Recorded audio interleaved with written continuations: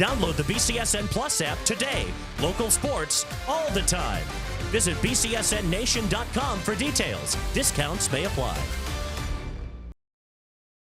Let's head north now as Ottawa Hills travels to face Whiteford. Scoreless in the second, Toby Stevens smacks a hard line drive to left. Colin Hennessy easily comes home for the RBI single as the visitors jump in front. But this is a busy frame for the Green Bears. Take a look at this. The throw to third is wayward, so not one but two runners come home in single file formation, capitalizing on the error, and Ottawa Hills takes a 5-0 lead. Next frame, Stevens back at it again, finds the sweet spot for another RBI single, his second on the day, as the Green Bears have now scored 6 unanswered. That is, though, until the fourth, when Mason McCormick drops a blooper to center.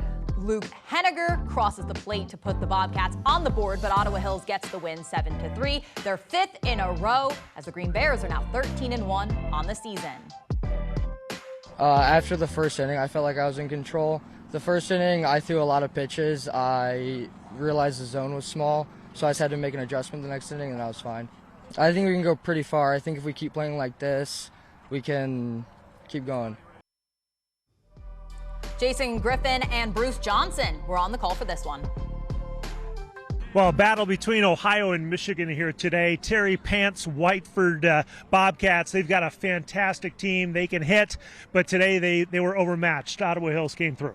Yeah, Ottawa Hills is a terrific team. They obviously, by their record, they're now 13-1.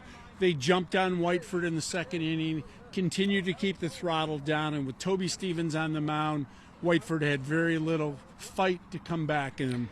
You know, it was interesting. Ottawa Hills came into this game at 12-1. They're now 13-1, obviously, but they only had 7 hits in the game. They parlayed them into 7 runs. They also stole 10 bases. Yeah, and I asked you off air, I don't ever recall a game where a team stole 10 bases.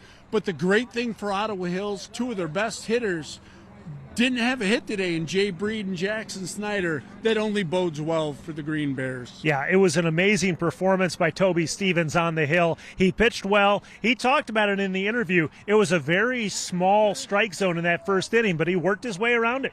You know, he did, and it was interesting. I think you and I picked up on that early. He felt there were some pitches he wasn't getting called strikes.